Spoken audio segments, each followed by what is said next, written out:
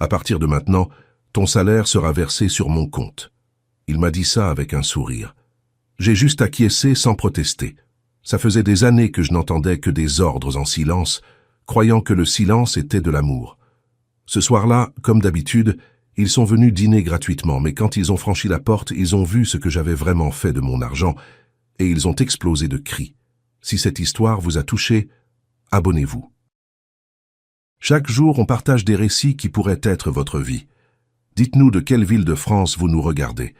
La carte a été refusée encore une fois. Je reste là devant la caisse du Carrefour City en tenant 3 choses, du pain, du lait et du café. La caissière passe la carte. Le bip est long, solde insuffisant. La file derrière moi commence à s'agiter. Une dame soupire bruyamment. Un jeune regarde son téléphone visiblement irrité. Réessayez, je dis. Elle le fait sans conviction, même résultat. Il n'y a pas de solde, monsieur. Je laisse tout sur le comptoir et je sors vite, sans regarder personne. Dehors, le soleil frappe mon visage et je réalise quelque chose. Ça fait 3 mois que je ne peux rien acheter, rien. Et je travaille tous les jours, chaque foutu jour. Je m'appelle René Delcourt, j'ai 73 ans, et je ne suis pas n'importe quel vieux bonhomme. Je suis comptable, j'ai additionné des chiffres pendant 30 ans. Je sais ce qu'est l'argent, je sais combien entre, je sais combien sort. Mais les chiffres ne correspondent pas. Mon salaire tombe à la fin du mois, je le vois sur le relevé, mais quand je veux l'utiliser, il n'est plus là. Disparu. J'ai appelé la banque 2 fois. Ils m'ont dit que tout était en ordre, que le compte était actif, qu'il n'y avait pas de problème. Mais il y a un problème, bien sûr qu'il y en a un, parce que je marche 4 pâtés de maison jusqu'à chez moi avec l'estomac qui gronde et pas un centime en poche. J'entre à la maison. Silence. Mireille est partie il y a 10 ans, et le silence s'est installé ici. Je m'y suis habitué, mais aujourd'hui le silence pèse différemment. Je vais dans la cuisine, j'ouvre le réfrigérateur, une demi-tomate, un morceau de fromage dur, une bouteille d'eau. Rien de plus. Demain c'est samedi, je ne travaille pas. Je ne serai pas payé avant la fin du mois, et je n'ai rien à manger. À 73 ans, je n'ai rien à manger. Je ferme le réfrigérateur avec rage. Je sens la colère monter dans ma poitrine, mais je n'ai personne à qui crier dessus. Je suis seul. Je suis toujours seul. Le téléphone sonne. C'est Fabien, mon fils. « Papa, on vient dîner chez toi ce soir, d'accord ?» Il ne demande pas. Il annonce, comme toujours. « Je n'ai rien à préparer, fils. » Silence de l'autre côté, puis « Ah, mais alors fais quelque chose de simple, on n'est pas exigeant. » Quelque chose de simple, bien sûr, avec une demi-tomate et du fromage dur. « D'accord, papa, on arrive à 20h. Salut. » Il raccroche avant que je puisse dire quoi que ce soit d'autre. Je reste à regarder le téléphone. Fabien a 37 ans. Audrey, sa femme, 34. Tous les deux travaillent.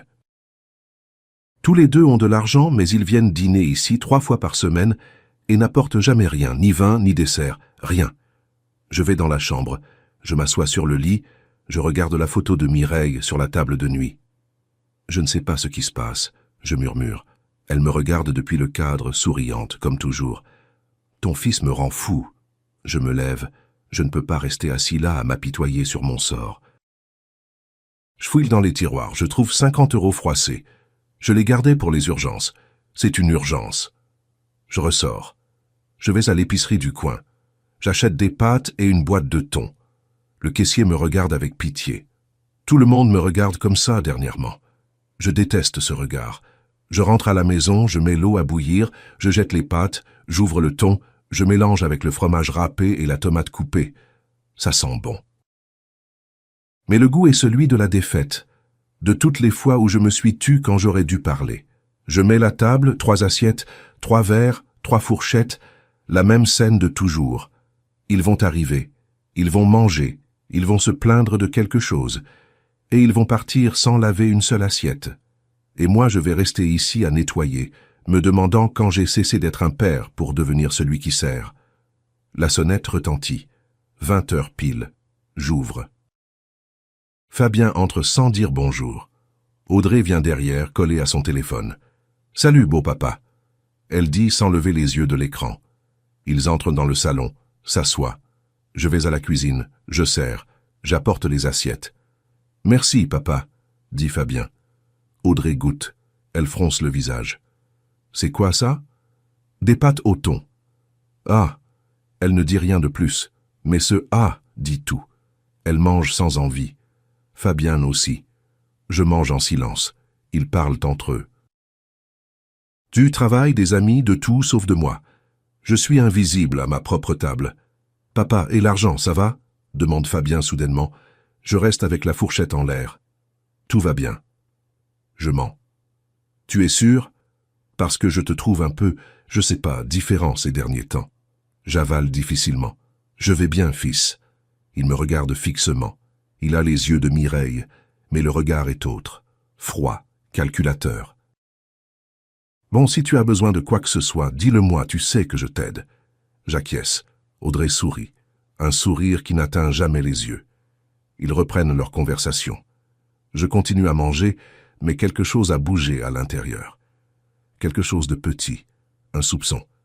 Une question que je n'ai pas le courage de poser à voix haute. Ils finissent de manger, se lèvent. Fabien me tape sur l'épaule. Merci, vieux. C'était bon. Mensonge. Ce n'était pas bon. Je le sais parce que j'ai vu comment ils ont mangé, mais il dit ce qu'il doit dire. Il dit toujours « On y va. Demain, on doit se lever tôt », dit Audrey. Ils n'offrent pas de faire la vaisselle. Ils n'aident en rien. Ils s'en vont. Je le vois monter dans la voiture par la fenêtre. Une voiture neuve, 0 km. Je me demande comment ils ont pu payer ça. Fabien travaille dans une agence immobilière. Audrey est vendeuse. Ils ne gagnent pas tant que ça, mais ils ont une voiture neuve et moi je n'ai même pas de quoi acheter du pain. Je fais la vaisselle. L'eau chaude me brûle les mains. J'aime ça. La douleur me rappelle que je suis encore vivant, que je ressens encore quelque chose. Je sèche tout, je range, j'éteins les lumières, je m'assois sur le canapé dans le noir, et là, dans cette obscurité, je commence à assembler les pièces. Les papiers que j'ai signés il y a 6 mois, les visites fréquentes de Fabien, l'intérêt soudain pour mes comptes, l'insistance à vouloir aider, et maintenant ça. L'argent qui disparaît, la carte refusée, sa question « Et l'argent, ça va ?» Comme s'il ne savait pas, comme si ce n'était pas évident. Je me lève, je vais dans la chambre, je cherche dans le tiroir des papiers importants, je trouve l'enveloppe que Fabien m'a donnée il y a 6 mois. C'est juste une formalité, papa, pour que je puisse t'aider si quelque chose arrive. J'ouvre, je lis. L'écriture est petite, mais je ne suis pas aveugle. Autorisation d'accès au compte bancaire. Titulaire secondaire. Fabien Delcourt. Je sens ma bouche se dessécher. Je continue à lire. Le titulaire secondaire aura un accès total au fonds et au mouvement. Je ferme les yeux. Maintenant je comprends. Maintenant tout a du sens. Mon fils a mon argent. Tout mon argent. Et j'ai donné cette permission. J'ai signé comme un imbécile. J'ai fait confiance comme un imbécile et maintenant je suis là sans pouvoir acheter du pain pendant qu'il a une voiture neuve. Ça a commencé il y a 6 mois. C'était un mardi. Je m'en souviens parce que c'était mon anniversaire. 70 ans. Fabien est venu me voir. Un peu étrange parce qu'il ne venait jamais en semaine. Il a apporté un gâteau, aussi étrange. Bon anniversaire, papa. Il a dit en me serrant fort dans ses bras, trop fort. Audrey était avec lui. Elle m'a fait un bisou sur la joue. Oh, beau papa. 70 ans déjà. Il est temps de se reposer, non? Elle souriait. J'ai souri aussi. Je n'ai pas compris sur le moment ce qu'elle voulait vraiment dire. On a coupé le gâteau, on a pris le café, tout normal, jusqu'à ce que Fabien sorte une enveloppe. Papa, j'ai apporté des papiers à signer. C'est quoi? J'ai demandé. C'est une formalité de la banque pour que je puisse t'aider avec tes affaires si tu ne peux pas. Il a montré les documents, petits caractères, beaucoup de choses. Pourquoi j'ai besoin de ça? Papa, tu as 70 ans. Et si quelque chose arrive, si tu es hospitalisé, si tu ne peux plus gérer tes comptes, quelqu'un doit pouvoir s'en occuper pour toi. Ça avait du sens. Bien sûr que ça en avait. Mireille disait toujours que j'étais têtu, que je ne voulais dépendre de personne, mais elle n'était plus là. Et Fabien était mon seul fils, ma seule famille. Tu as lu ça? J'ai demandé. Oui, papa. C'est une procédure courante. Tout le monde fait ça. Tout le monde fait ça. Ces mots m'ont rassuré. Audrey a apporté le stylo. « Signe ici, beau papa », elle a dit en montrant une ligne au bas de la page. Je n'ai pas lu. J'aurais dû lire, mais j'ai fait confiance. J'ai signé où on m'a dit. Fabien a rangé vite les papiers. Voilà, c'est fait. Maintenant, sois tranquille, je m'occupe de tout. Il m'a donné une tape dans le dos. On a pris le café, on a coupé un autre morceau de gâteau, on a parlé de choses banales, et ils sont partis. Ils ont laissé le reste du gâteau. Je l'ai mis au réfrigérateur. J'ai tout mangé en 3 jours. Chaque morceau avait un goût sucré. Je ne savais pas que je mangeais mon propre piège. Au début, rien d'étrange. Tout continuait pareil. Je travaillais, je recevais mon salaire, je payais les factures, j'achetais de la nourriture, normale. Mais Fabien a commencé à appeler plus souvent. « Comment tu vas, papa? Tu as besoin de quelque chose? Tu veux que je passe ?» J'ai trouvé ça bien. J'ai pensé qu'après tant de temps seul, mon fils avait enfin réalisé que j'existais. Mireille disait toujours que Fabien était bon au fond, qu'il avait juste besoin de temps pour mûrir. J'ai cru en elle. J'ai toujours cru même après qu'elle soit partie. Ils ont commencé à venir dîner 1 fois par semaine au début, puis 2, puis 3. Je cuisinais. Ils mangeaient.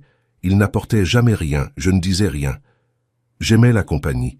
J'aimais entendre des voix dans la maison, même si les voix ne me parlaient pas, même si les voix m'ignoraient. Mais elles étaient là et je n'étais pas seul. Ou du moins c'est ce que je me disais, parce qu'en réalité j'étais seul, plus seul que jamais. Parce qu'être avec des gens qui ne te voient pas, c'est pire que d'être vraiment seul. Un jour, il y a 3 mois, je suis allé retirer de l'argent au distributeur. J'ai mis la carte, tapé le code, demandé 500 €. La machine a fait du bruit, le message est apparu. Solde insuffisant. Je suis resté à regarder l'écran. Impossible. J'avais reçu mon salaire 1 semaine avant. J'ai réessayé. 300. Même résultat. 100. Pareil. J'ai retiré la carte. Je l'ai regardée comme si elle allait me donner une réponse. Je ne comprenais rien. Je suis rentré à la maison confus. J'ai appelé la banque. Une femme avec une voix fatiguée m'a répondu. J'ai tout expliqué. Elle a vérifié. Monsieur, votre salaire est bien arrivé le 15, mais il n'y a plus d'argent. Comment ça, plus d'argent? Un moment. Silence. Touche. Plus de silence. Monsieur, il y a eu un virement le 16. Un virement vers où? Je ne peux pas vous informer par téléphone. Vous devez venir en personne. J'ai raccroché. Je suis resté assis sur le canapé, regardant le mur. Un virement. Je n'ai fait aucun virement. Je ne sais pas utiliser ces choses. C'était Mireille qui s'occupait de ça. Moi, je retirais juste de l'argent au guichet. Simple, facile. Qui a fait ce virement avec mon argent? J'ai pensé aux hackers, aux arnaques, ces choses qu'on voit à la télé.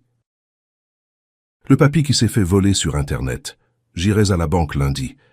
J'éclaircirai tout, mais lundi, j'avais du travail. Mardi, mercredi, il y avait toujours une excuse pour ne pas y aller, parce qu'au fond, je ne voulais pas savoir. J'avais peur de la vérité. La semaine suivante a été pareille. Et l'autre. Et l'autre. Mon salaire entrait et disparaissait. J'ai commencé à utiliser les économies que j'avais mises de côté, l'argent caché dans le pot à café, dans le livre sous le matelas. L'argent que Mireille et moi avions économisé pendant des années en cas d'urgence partait vite et je ne pouvais pas aller à la banque. J'avais peur de la vérité parce que quelque chose au fond de moi savait déjà quelle elle était. Quelque chose au fond de moi savait déjà qui faisait les virements. Un soir, Fabien est venu dîner seul, sans Audrey. Étrange. On a mangé en silence. J'avais fait une escalope panée avec de la purée, les dernières escalopes que j'avais achetées. Il a mangé vite, nerveux. Je le regardais. Il a 37 ans, mais parfois je vois l'enfant qu'il était, l'enfant qui pleurait quand Mireille le laissait à l'école, l'enfant qui me serrait dans ses bras et disait « Je t'aime, papa ». Où est cet enfant? Quand est-il devenu cet homme qui me regarde comme un poids? « Papa », il a dit soudainement, « je veux te parler de quelque chose d'important. » Mon sang s'est glacé. « Dis-moi. » J'ai réfléchi. « Tu ne devrais plus travailler. Tu as déjà 70 ans. C'est le moment de te retirer, de te reposer. » J'ai regardé fixement. Je suis déjà à la retraite. Je travaille parce que je veux. Mais tu n'en as pas besoin. Je peux t'aider. D'ailleurs, il s'est arrêté, à respirer profondément. En fait, je t'aide déjà. Tu te souviens de ce papier que tu as signé il y a 6 mois? J'ai acquiescé. Eh bien, depuis, je gère tes comptes pour que tu n'aies pas à t'en soucier, pour que tu n'aies pas besoin de t'inquiéter de ça. La purée est devenue pierre dans mon estomac. Tu gères mes comptes? Oui, papa. Ton salaire maintenant arrive directement sur mon compte. J'administre. Je te donne ce dont tu as besoin. Je suis resté silencieux. Les mots sont restés coincés dans ma gorge. Depuis quand? Depuis que tu as signé, il y a 6 mois. 6 mois. Un demi-an. Mon fils gère mon argent depuis un demi-an et ne m'a jamais rien dit, ne m'a jamais demandé. Il l'a juste fait. Pourquoi tu ne m'as pas dit? Je t'ai dit, papa. J'ai tout expliqué quand tu as signé. Mensonge. Mensonge. Il m'a dit que c'était pour les urgences. Il n'a pas dit qu'il garderait mon salaire. Fils, j'ai besoin de mon argent. Pourquoi faire, papa? Tu ne sors pas, tu ne fais rien, je te donne ce dont tu as besoin. Mais c'est mon argent. Il a soupiré fatigué, comme si j'étais un enfant têtu. Papa, fais ça pour moi, pour ta tranquillité. Je sais ce qui est le mieux pour toi. Il s'est levé, m'a embrassé sur le front et est parti. Il m'a laissé là avec la purée froide et la vérité qui brûlait à l'intérieur. Les dîners sont devenus une torture. Fabien et Audrey ont commencé à venir 3-4 fois par semaine, toujours à l'heure du dîner. Jamais avant, jamais après. Exactement quand la nourriture est prête. Ils sonnent, entrent, s'assoient, attendent, je sers. Ils mangent et s'en vont. C'est la routine. Ils n'apportent jamais rien. Ni une bouteille de vin, ni dessert, ni biscuit, rien. Je cuisine avec le peu que j'ai, avec le peu que je peux acheter, avec les billets froissés que je trouve dans les poches des vieilles vestes, avec les pièces que je garde dans un pot. Et ils mangent comme si j'avais un restaurant et qu'ils étaient des clients, mais ils ne paient pas, ils ne remercient pas vraiment. Un soir, j'ai décidé de faire un pot-au-feu, le pot-au-feu de Mireille. Elle le faisait chaque dimanche avec de la viande, des pommes de terre, des carottes, un peu de vin. Elle le faisait parfait. Je n'ai jamais réussi à le faire aussi bien qu'elle, mais ce soir-là, j'ai essayé. J'ai dépensé ce que j'avais pour acheter les ingrédients. J'ai passé tout l'après-midi à cuisiner, remuer, goûter, pensant à Mireille, à la façon dont elle souriait quand je disais que son pot-au-feu était le meilleur du monde, à la façon dont elle me servait une grande assiette et s'asseyait à côté de moi pour me regarder manger. Ça, c'était de l'amour, ça, c'était la famille. Ce que j'ai aujourd'hui avec Fabien et Audrey, je ne sais pas l'expliquer, mais ce n'est pas de l'amour. Ça, je le sais. Ils sont arrivés à 20h, comme toujours. Fabien est entré en parlant au téléphone, il ne m'a même pas salué. Audrey est venue derrière, collée à son portable. « Salut, beau papa », elle a dit sans lever les yeux de l'écran. Ils se sont assis. J'ai servi 3 assiettes creuses chaudes. L'odeur a envahi la cuisine. Pour moi, ça sentait le souvenir les dimanches avec Mireille, quand cette maison était pleine de vie. J'ai apporté les assiettes au salon, je les ai posées devant eux. « Pot-au-feu », j'ai dit. Fabien a raccroché le téléphone, a regardé l'assiette. « Ah, sympa », il a dit. Audrey a pris la cuillère, a goûté et c'est venu, cette grimace, cette moue de dégoût que je connais par cœur. « C'est trop salé », elle a dit comme ça, sans plus. « C'est trop salé », comme si j'étais un employé qui avait tout fait de travers. Je n'ai rien dit. Je suis resté là debout avec le torchon dans la main, les regardant. Elle a continué à manger, mais lentement, comme si elle faisait un effort. Fabien n'a même pas goûté le pot-au-feu. Il a ressorti son téléphone et a commencé à faire défiler l'écran. Il mangeait du pain, seulement du pain.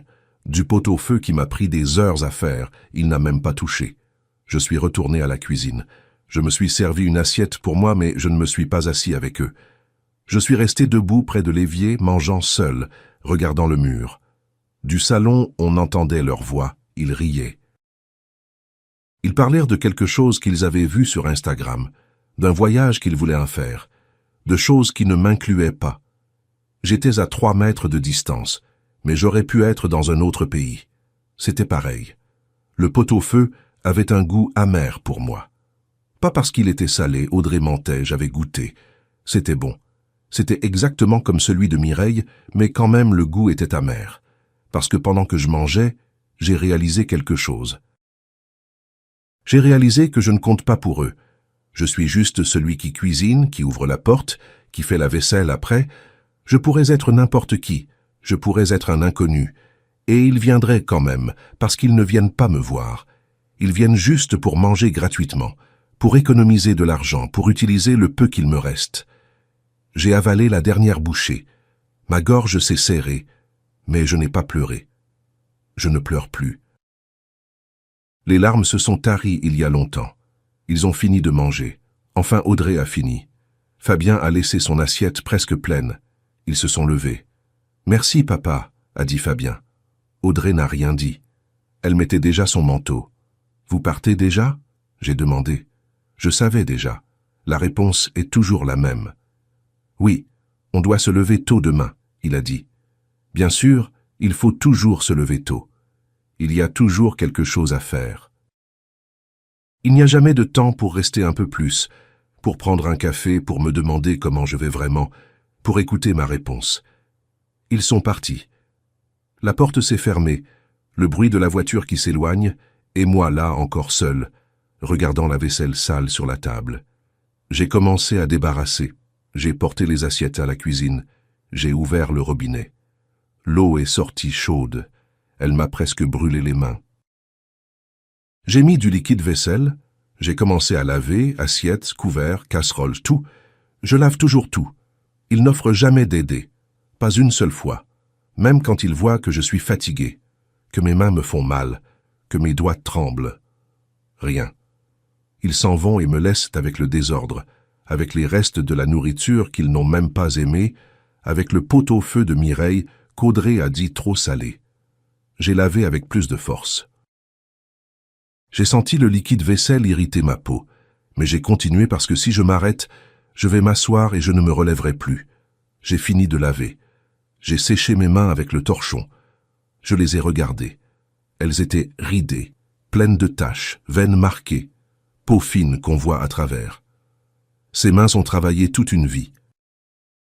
Ses mains ont serré Mireille, ont porté Fabien bébé, ont peint cette maison, ont réparé des fuites, ont changé des ampoules, ont fait 1000 choses, et maintenant, elles ne servent qu'à faire la vaisselle, à cuisiner de la nourriture que personne n'apprécie, à me soutenir à l'évier quand je sens le vertige de la faim.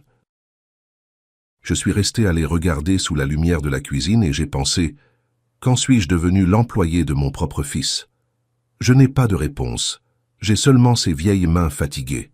J'ai éteint la lumière de la cuisine, je suis allé au salon, j'ai regardé la table vide, les chaises où ils étaient assis, l'assiette de Fabien encore avec de la nourriture. Je l'ai prise, je l'ai portée à la cuisine, j'ai jeté le pot-au-feu à la poubelle. Ça m'a fait mal de faire ça.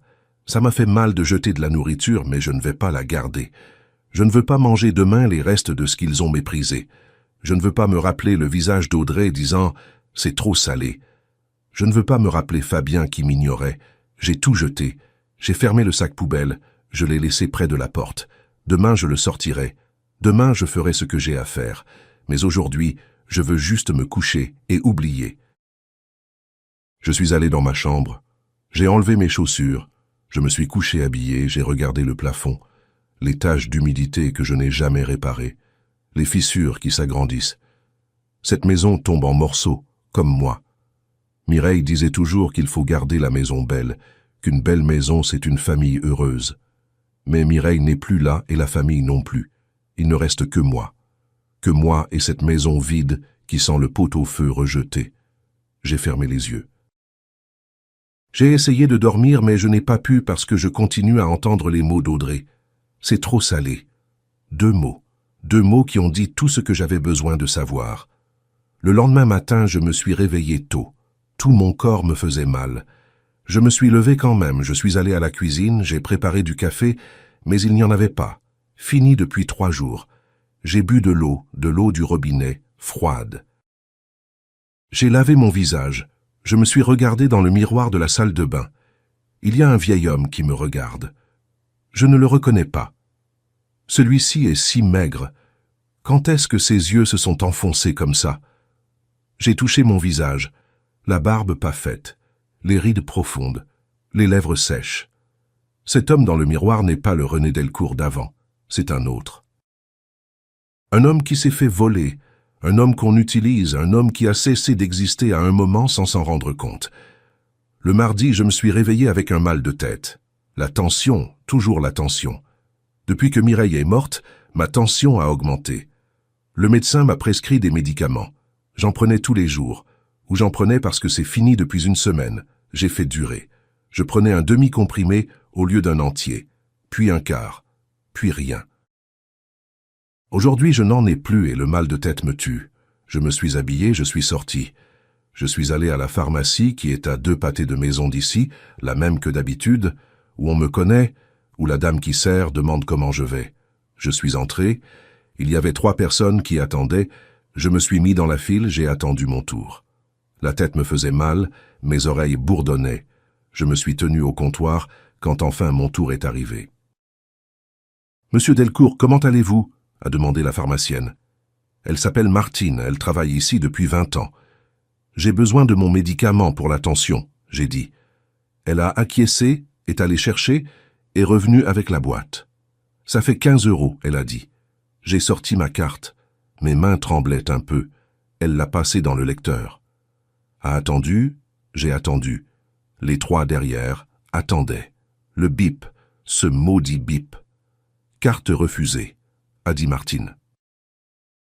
Elle m'a regardé avec pitié. Ça doit être une erreur, j'ai dit. Réessayez. Elle l'a fait, même résultat. Monsieur Delcourt, vous avez une autre carte? Je n'en ai pas. Non, juste celle-là. J'ai mordu ma lèvre. J'ai senti mon visage chauffer, mes mains transpirer, la honte monter dans ma poitrine. Vous voulez appeler la banque? A suggéré Martine. J'ai regardé derrière moi, les 3 me regardaient. Une dame avec un bébé dans les bras, un homme avec un masque, une jeune fille avec des écouteurs. Tous attendaient, tous voyaient le vieux qui ne peut pas payer 15 €. Oui, j'ai dit, je vais appeler.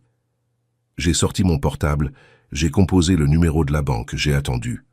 Musique d'attente, une voix enregistrée disant que mon appel est important. J'ai attendu encore. Les gens continuaient à regarder. Finalement, une conseillère a répondu. « Crédit Agricole, Florence, à votre service. En quoi puis-je vous aider ?» J'ai expliqué. Ma carte a été refusée. J'ai besoin de savoir pourquoi. Elle a demandé mes informations. Je les ai données. J'ai attendu. Touche. Silence. « Monsieur Delcourt, » a dit Florence après ce qui a semblé une éternité, « votre compte est lié à une autorisation de tiers. Pour tout mouvement, vous devez contacter le titulaire autorisé. » Je suis resté silencieux. Je n'ai pas compris ou j'ai compris, mais je ne voulais pas. Titulaire autorisé, j'ai répété. Oui, monsieur. Selon nos dossiers, l'autorisation a été signée il y a 6 mois. Le titulaire autorisé est Fabien Delcourt. Le nom de mon fils dit par une inconnue, par une conseillère de banque qui ne me connaît pas, qui ne sait pas que ce Fabien est mon fils, qu'il est ma seule famille, qu'il est celui qui me vole. Merci, j'ai dit. Et j'ai raccroché. J'ai rangé le portable, j'ai regardé Martine. « Excusez-moi, je ne vais pas le prendre. » Je suis sorti vite sans regarder personne. J'ai marché sans but. Je ne savais pas où aller, je marchais juste. J'ai tourné au coin, j'ai continué tout droit. J'ai tourné encore. Les rues passaient, les maisons passaient, les gens passaient. J'ai continué à marcher. Le mal de tête empirait, une pulsation dans les tempes.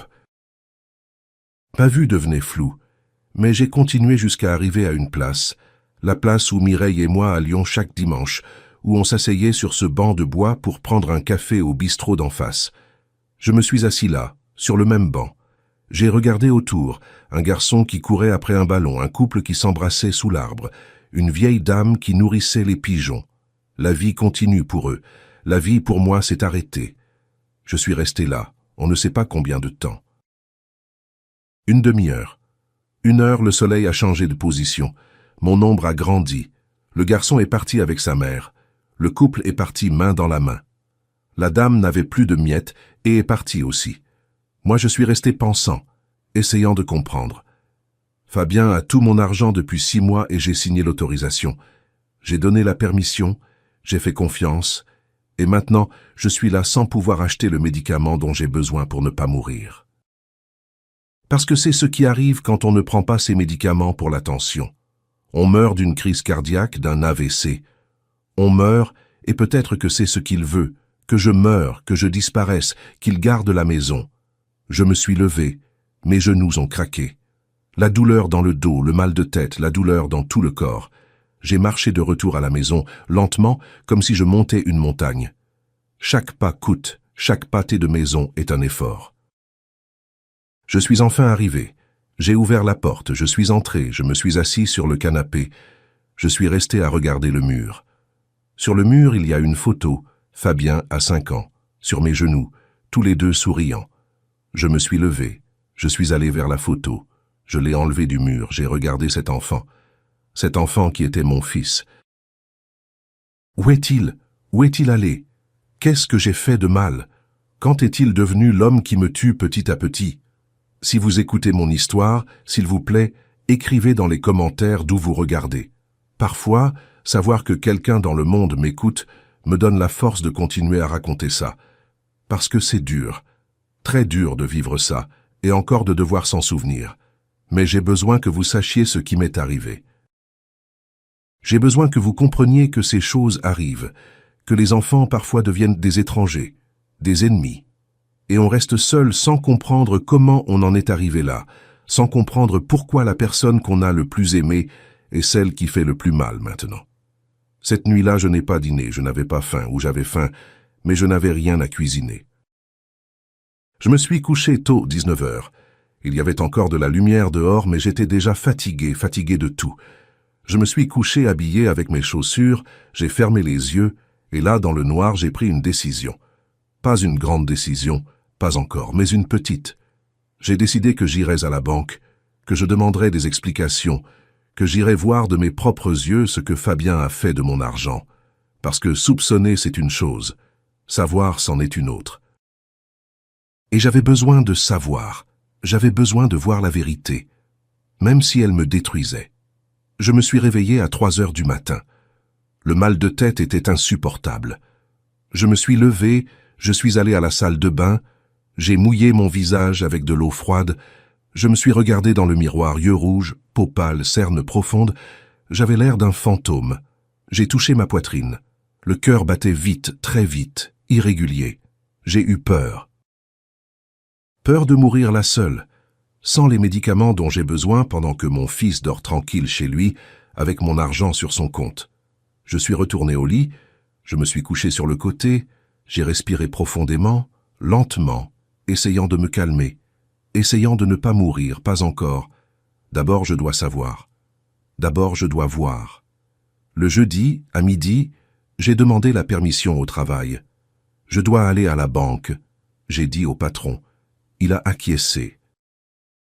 Je suis sorti, j'ai pris le bus, je suis descendu devant la banque, il y avait une longue file. J'ai attendu 1 heure. Enfin, mon tour est arrivé. J'ai besoin de parler à quelqu'un, j'ai dit à la femme au guichet, à propos de mon compte. Elle m'a fait remplir un formulaire, m'a dit d'attendre. J'ai attendu encore une demi-heure. Finalement, un homme en costume est apparu. Sur son badge, il y avait écrit directeur. « Monsieur Delcourt, s'il vous plaît. » Je l'ai suivi jusqu'à un bureau. On s'est assis. Il a allumé l'ordinateur.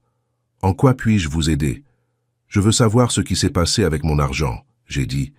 Et là, tout a commencé. Aujourd'hui, c'est mon anniversaire, 74 ans. Je me suis réveillé en pensant que peut-être Fabien se souviendrait, qu'il m'appellerait tôt comme il faisait quand il était enfant, quand il me réveillait à 6 heures du matin en criant « Bon anniversaire, papa !» et sautait sur le lit. Mireille lui disait d'arrêter, mais elle souriait. Moi aussi je souriais. On était heureux alors, on était une famille. Mais Mireille n'est plus là et Fabien n'est plus cet enfant. Je suis resté au lit attendant que le téléphone sonne. Il n'a pas sonné. Je me suis levé, je me suis habillé, je suis allé travailler comme n'importe quel autre jour. Parce que c'est un jour comme les autres. Pour tout le monde, c'est un jour comme les autres. Seulement pour moi, c'est le jour où je suis né, le jour où je suis arrivé dans ce monde, il y a 74 ans. Et aujourd'hui, je sens que je n'aurais pas dû arriver. Au travail, personne ne savait que c'était mon anniversaire. Je n'ai pas dit. Je n'aime pas me faire remarquer, mais quand même j'espérais que Fabien se souviendrait, qu'il enverrait au moins un message, n'importe quoi. J'ai regardé mon portable toutes les demi-heures. Rien. Midi. Rien. 15 heures. Rien. 17 heures quand je suis sorti du travail. Rien. J'ai marché jusqu'à l'arrêt de bus. Le soleil se couchait. Il faisait froid. J'ai mis mes mains dans les poches. J'ai senti le portable, je l'ai sorti. J'ai vu l'écran noir, vide, sans notification, sans message, sans appel manqué, rien. Mon fils m'a oublié. Le jour de mon anniversaire, mon seul fils a oublié que j'existe. J'ai rangé le portable, je suis monté dans le bus, j'ai regardé par la fenêtre. Les rues passaient floues. Je ne sais pas si c'était la saleté de la vitre ou les larmes que je n'ai pas laissé couler. Je suis arrivé à la maison à 19 heures. J'ai ouvert la porte. Le silence m'a accueilli, comme toujours. J'ai allumé la lumière, je suis allé à la cuisine. Le réfrigérateur vide m'a rappelé que je n'avais rien à fêter. Ni gâteau, ni bougie, ni même un morceau de pain pour faire un sandwich. Je me suis assis à la table. La même table où Mireille faisait des gâteaux pour moi, où Fabien soufflait les bougies, où on était une famille. Maintenant, c'est juste une vieille table avec 3 chaises, une pour moi et 2 vides, qui rappellent ce que je suis seul. J'ai regardé l'horloge. 19h30, 19h45. 20h. C'est déjà la nuit. La journée est finie. Et mon fils n'a pas appelé, n'a pas envoyé de message, n'est pas venu, rien. Je me suis levé et j'ai pris le téléphone. J'ai composé son numéro. Peut-être qu'il était occupé, peut-être qu'il avait oublié, peut-être qu'il se souviendrait encore et appellerait, peut-être. Le téléphone a sonné 3 fois. 4, 5. J'ai cru qu'il ne répondrait pas, mais il a répondu. « Papa », il a dit avec une voix fatiguée, comme si je le dérangeais. « Fils », j'ai dit. « Salut ». Silence de l'autre côté. J'ai attendu qu'il dise quelque chose, qu'il se souvienne, qu'il dise bon anniversaire, mais rien. Il s'est passé quelque chose? Il a demandé. J'ai avalé ma salive. « Fils, aujourd'hui c'est mon anniversaire. » Plus de silence, long, éternel. Je l'ai entendu respirer de l'autre côté. « Ah oui, papa, bon anniversaire. » Comme ça, sec, sans émotion, comme si je lui avais dit qu'on était mardi. « Bon anniversaire. » Ces mots ont sonné vides, vides comme tout ce qui sort de sa bouche dernièrement. Je suis resté silencieux, je ne savais pas quoi dire. Je ne savais pas si je devais rire ou raccrocher. « Bon, papa, je dois y aller. Je suis... » Il a commencé à parler, mais je l'ai interrompu. « Tout va bien, fils. Je voulais juste... » Je ne sais pas entendre ta voix.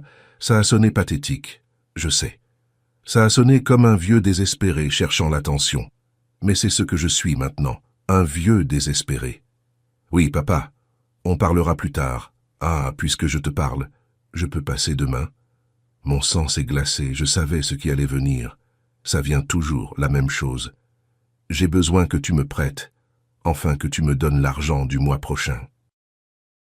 On a des dépenses. La carte d'Audrey, la voiture, tu sais comment c'est. L'argent du mois prochain, il a dit, l'argent du mois prochain, comme si c'était le sien, comme si je n'existais plus, comme si je n'étais qu'une source d'argent, une machine qui crache de l'argent chaque mois. Et aujourd'hui, le jour de mon anniversaire, il me demande plus que ce qu'il a déjà volé, plus que ce qu'il a déjà pris.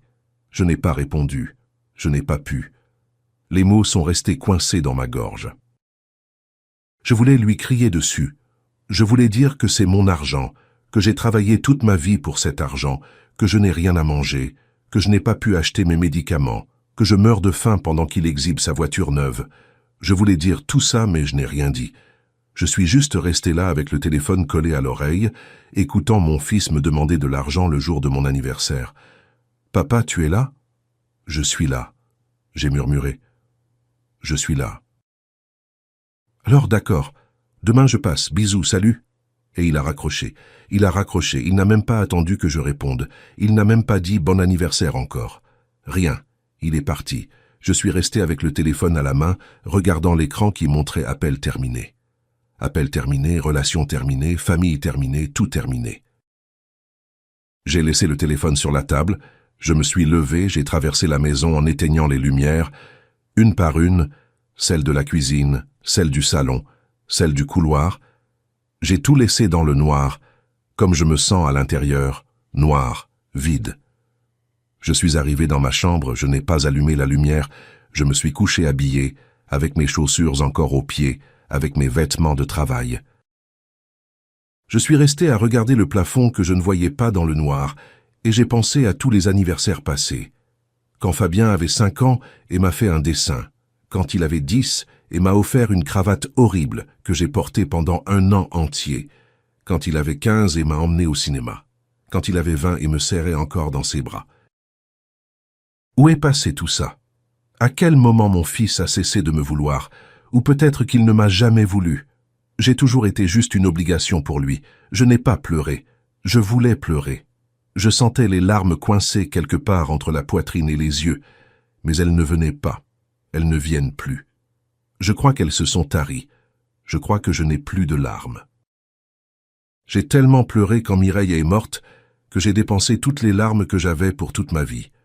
Maintenant, il ne reste que ce vide, ce trou énorme dans la poitrine que rien ne remplit, ni la nourriture, ni le travail, ni les appels de mon fils qui me rappellent seulement qu'il ne tient pas à moi. Je suis resté là couché, on ne sait combien d'heures, peut-être 2, peut-être 5. Le temps a cessé d'avoir de l'importance. Tout a cessé d'avoir de l'importance. J'ai entendu des voitures passer dehors, j'ai entendu un chien aboyer, j'ai entendu la vie suivre son cours sans moi, et moi là, couché dans l'obscurité, le jour de mon anniversaire, seul, oublié, invisible. Je me suis réveillé en pleine nuit. Il était 3h20 du matin au réveil. Mon cou me faisait mal d'avoir dormi dans une mauvaise position. Ma tête me faisait mal, tout me faisait mal. Je me suis assis au bord du lit. J'ai enlevé mes chaussures, j'ai déboutonné ma chemise. Je suis resté en t-shirt et pantalon. Il faisait froid, mais je ne me suis pas couvert. Je me suis recouché, j'ai fermé les yeux, j'ai essayé de dormir, mais je n'ai pas pu parce que dans ma tête continuait la voix de Fabien. L'argent du mois prochain, comme si c'était le sien, comme si j'étais déjà mort et qu'il réclamait l'héritage, comme si je n'existais pas, et peut-être qu'il a raison. Peut-être que je n'existe plus, peut-être que je suis juste un fantôme qui erre dans cette maison vide, attendant le jour où je pourrai enfin partir, où je pourrai enfin rejoindre Mireille et laisser tout ça derrière. Mais quelque chose s'est passé cette nuit-là. Quelque chose a changé. Je ne sais pas l'expliquer exactement, mais quelque chose en moi s'est cassé. Ce n'était pas une grande cassure, c'était quelque chose de petit, comme une fissure dans un mur, petite, presque invisible, mais elle est là. Et je sais que cette fissure va grandir, je sais qu'elle va me fendre en deux, je sais que je ne peux pas continuer comme ça, je ne peux pas continuer à me taire, je ne peux plus accepter, je ne peux plus continuer à être invisible, parce qu'aujourd'hui c'est mon anniversaire. J'ai 74 ans et mon fils ne s'en est pas souvenu, mais moi je me souviens. Je sais que je suis vivant, je sais que je mérite quelque chose de mieux que ça, et même si je ne sais pas encore quoi faire, je sais que je dois faire quelque chose, parce que je ne peux pas mourir comme ça. Je ne peux pas mourir oublié, volé, utilisé. Je ne peux pas, je ne le permettrai pas. Le lendemain matin, je me suis levé tôt, j'ai pris une douche, je me suis rasé, j'ai mis des vêtements propres, j'ai pris le petit déjeuner, qui en fait était juste de l'eau parce qu'il n'y avait plus de café. Mais je me suis assis à table comme si c'était un vrai petit déjeuner, le dos droit, avec dignité. Et pendant que je buvais ce verre d'eau, j'ai fait une promesse. J'ai promis que j'irais à la banque, que je demanderais des explications, que j'irais voir de mes propres yeux ce que mon fils a fait, parce que soupçonner c'est une chose, savoir c'en est une autre. Et j'ai besoin de savoir. J'ai besoin de la vérité. J'ai besoin de voir les chiffres. J'ai besoin de voir combien il a gardé, combien il m'a volé, combien il a menti. Et après, quand je saurai tout, je déciderai quoi faire. Mais d'abord, je dois savoir. D'abord, j'ai besoin de la vérité. Même si cette vérité me tue. Si quelque chose de tout ça vous a fait mal, abonnez-vous. Des histoires vraies comme celle-ci, on en raconte chaque jour. Laissez votre commentaire et dites-nous d'où vous nous regardez. Le directeur s'appelait Michel-Ange Perrier, c'est ce que disait sa plaque dorée sur le bureau. Un homme jeune, la quarantaine, costume bleu, cravate impeccable. Il m'a regardé en souriant, mais le sourire a disparu dès que j'ai commencé à parler. Monsieur Delcourt, il a dit après m'avoir écouté, je vais vérifier votre compte. Il a tourné l'écran vers lui et a commencé à taper. Je regardais ses mains sur le clavier, jeunes, sûres, rapides, différentes des miennes, qui tremblent même pour tenir une tasse. 2 minutes. 3. Il a froncé les sourcils, déplacé la souris, cliquait. Moi là, assis les mains sur les genoux, espérant qu'il dise que tout était une erreur, que mon argent était là, que Fabien n'avait rien fait de mal, mais à son visage, j'ai su que ce ne serait pas le cas. « Monsieur Delcourt, » il a dit enfin, en tournant l'écran vers moi. « Regardez. » L'écran montrait une liste de chiffres, dates, montants, mouvements. Ici, c'est votre salaire. Il arrive le 15 de chaque mois. Il a pointé une ligne. 2 800 €, mon salaire complet. Et ici, il a pointé la ligne du dessous. Le 16, tout part, tout. Virement automatique. Destination, compte qui se termine par 742. Ce compte est celui de mon fils? J'ai demandé, même si je connaissais déjà la réponse. Il a acquiescé. Oui, monsieur. Fabien Delcourt. Je suis resté à regarder l'écran. Les chiffres dansaient devant mes yeux. Avril, entre, sort. Mai, entre, sort. Juin, entre, sort. Juillet, août, septembre, octobre. 6 mois. 6 mois d'affilée, mon salaire entrant et sortant le même jour, comme si mon compte n'était qu'un couloir, un lieu de passage. De l'autre côté, Fabien attendant la main ouverte. « J'ai autorisé ça ?» j'ai demandé. Michel-Ange a acquiescé lentement. « Oui, monsieur. Voici le document. » Il a tapé quelques touches. L'imprimante a craché une feuille, il me l'a tendue. Je l'ai prise à 2 mains qui tremblaient. J'ai lu « Autorisation d'accès total au compte courant ». Le signataire accorde pouvoir légal au titulaire secondaire pour effectuer tout mouvement, virement ou disposition de fonds sans nécessité d'autorisation supplémentaire. Et en dessous, ma signature reconnaissable, avec ce N majuscule que je fais toujours, avec ce paraphe que Mireille disait ressembler à un gribouillis. C'était ma signature. J'ai signé ça, j'ai donné la permission, j'ai ouvert la porte pour qu'il entre et prenne tout. « Il peut faire ce qu'il veut de mon argent ?» j'ai demandé, sachant déjà. « Oui, monsieur, il a pouvoir légal. Il peut disposer de votre argent comme il veut. » Les mots sont tombés sur moi comme des pierres. Pouvoir légal, comme il veut, mon argent. Mais ce n'est plus mon argent, c'est le sien. Parce que j'ai signé ce papier, parce que j'ai fait confiance, parce que j'ai cru que mon fils voulait m'aider. Je suis resté à regarder le document.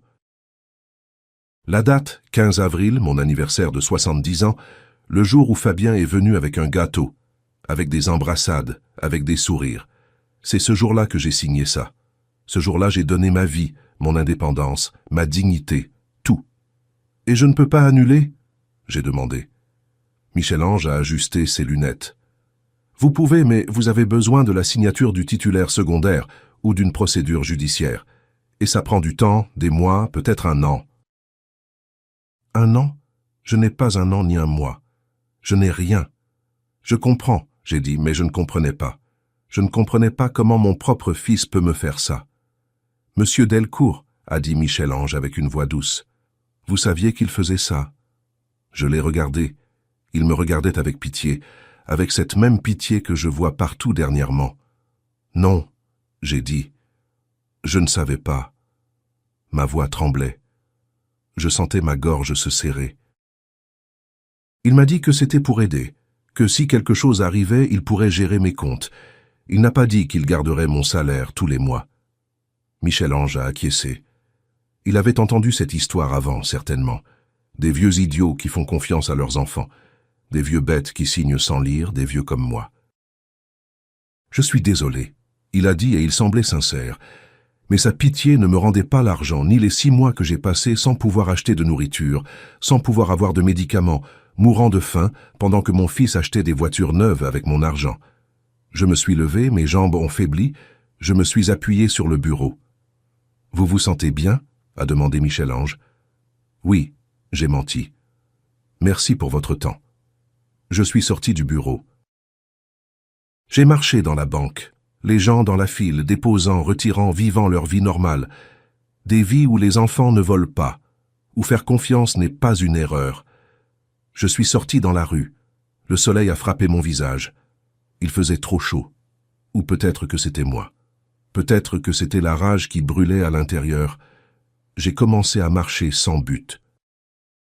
J'ai tourné au coin, j'ai continué tout droit, j'ai tourné encore, et sans m'en rendre compte, mes jambes m'ont conduit au cimetière, l'endroit où est Mireille, le seul endroit où je me sens encore chez moi.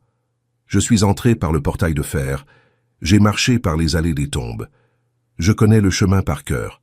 3e rangée à gauche, 7e tombe. Elle est là. Mireille Moreau-Delcourt, 1948-2015. Toujours dans nos cœurs. Notre tombe dit « nos cœurs » au pluriel. Mais le seul cœur qui se souvient d'elle, c'est le mien. Fabien ne vient jamais, ni pour son anniversaire, ni pour l'anniversaire de sa mort. Jamais. Moi, je viens chaque dimanche.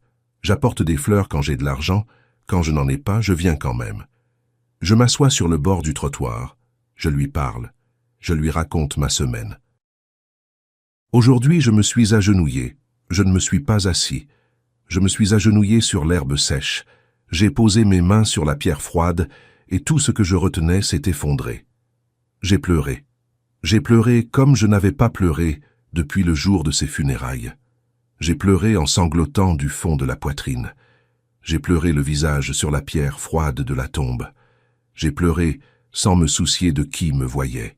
J'ai pleuré pour l'argent, pour la faim, pour les humiliations. Mais surtout j'ai pleuré pour la trahison.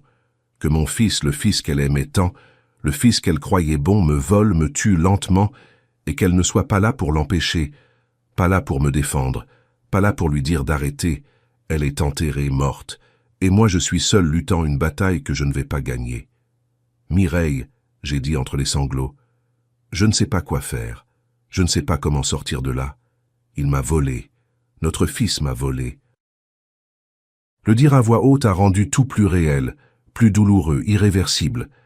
Je suis resté là on ne sait combien de temps, peut-être une demi-heure, peut-être plus. J'ai pleuré jusqu'à ne plus avoir de larmes, jusqu'à ce qu'il ne sorte que des sons secs, jusqu'à ce que tout mon corps me fasse mal. J'ai essuyé mon visage avec mes mains, je me suis assis sur l'herbe, j'ai regardé la tombe, la photo de Mireille dans l'ovale de céramique, souriante, toujours souriante. « Qu'est-ce que je fais ?» j'ai demandé. Elle n'a pas répondu, bien sûr que non, les morts ne répondent pas, mais j'ai attendu. J'ai attendu un signe, un message, quelque chose. Et alors j'ai senti. Ce n'était pas sa voix, rien de surnaturel. C'était quelque chose en moi, quelque chose qui s'est durci, quelque chose qui a dit assez, ça suffit. Je suis fatigué d'être une victime, fatigué de pleurer, fatigué d'attendre que les choses s'améliorent toutes seules, parce qu'elles ne vont pas s'améliorer, parce que Fabien ne va pas changer, parce que personne ne va venir me sauver. Je dois me sauver moi-même. Je me suis levé, j'ai enlevé l'herbe de mon pantalon, j'ai séché mon visage sur la manche de ma chemise, j'ai regardé la tombe une dernière fois. Je vais faire quelque chose, Mireille, j'ai dit. Je ne sais pas quoi encore, mais je vais faire, je te le promets. Je me suis retourné. J'ai marché vers la sortie du cimetière. Chaque pas faisait mal, les genoux, le dos, tout. Mais j'ai continué à marcher parce que pour la première fois depuis des mois, peut-être des années, j'ai senti quelque chose. Ce n'était pas du bonheur ni de la paix, c'était de la rage, c'était de l'indignation. Cette chose qui brûle dans la poitrine et qui fait serrer les poings, cette chose qui donne envie de se battre. Et j'avais oublié comment c'était de ressentir ça. J'avais oublié que je pouvais encore ressentir quelque chose d'autre que la tristesse, mais maintenant je me souviens et maintenant je sais que je ne me tairai plus jamais. Je suis sorti du cimetière, j'ai pris le bus pour rentrer à la maison. Je me suis assis près de la fenêtre, j'ai regardé les rues passer, les maisons, les gens, et dans ma tête ont commencé à surgir des idées, des plans encore confus, encore sans forme, mais ils étaient là, grandissant, se renforçant. Je suis arrivé à la maison, j'ai ouvert la porte, je suis entré et, pour la première fois depuis longtemps, ce n'est pas le silence qui m'a envahi, c'est la détermination. Je suis allé dans ma chambre, j'ai sorti de l'armoire une vieille boîte. La boîte où je garde les papiers importants, l'acte de propriété de la maison, le testament, les certificats, tout. Je l'ai posée sur le lit, je l'ai ouverte, J'ai commencé à examiner. Parce que si Fabien veut mon argent, s'il veut ma vie, s'il veut me voir mort, il va devoir attendre assis, parce que je suis encore vivant. Et les vivants peuvent faire des choses, peuvent décider. Et je viens de décider que ça ne finit pas là.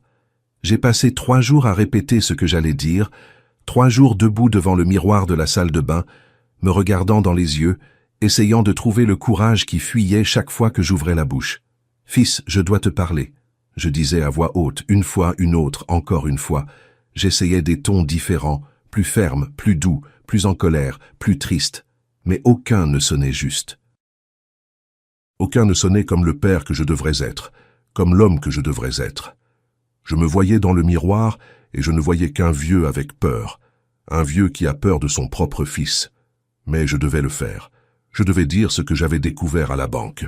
Je devais l'affronter. Parce que si je ne le faisais pas maintenant, je ne le ferais jamais, et je mourrais en silence, je mourrais volé, je mourrais sans dire un mot pour ma défense. Et ça, non. Ça, je ne pouvais pas laisser arriver. Le mardi soir, le téléphone a sonné, c'était Fabien. « Papa, on va passer dîner.